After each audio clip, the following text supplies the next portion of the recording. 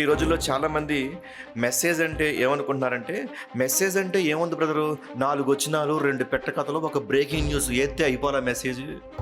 చివరిలో ఒక emotional story చెప్తే అయిపోలా. అంటే దేవుడి వాక్యం అంటే అదా? ఒక నిజమైన వాక్య సేవకుడు, ఒక నిజమైనటువంటి సంఘ కాపరి ఎలా ఉంటాడంటే, ఆత్మచేత ప్రేరేపించబడి చెప్తాడు వాక్యం.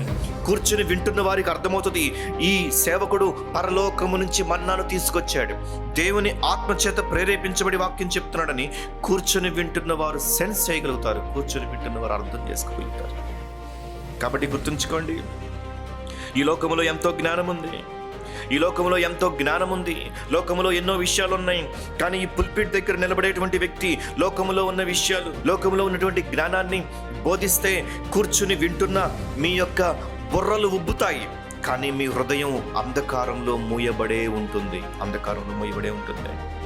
దేవుడి యొక్క వాక్య భావాన్ని దేవుని ఆత్మ ప్రేరేపణతో బోధించేవాడే నిజమైన సేవకుడు. కేవలం వట్టి జ్ఞానాన్ని ఆత్మ ప్రేరేపణ లేకుండా బోధించేవాడు నకిలీ సేవకుడని గమనించాలి.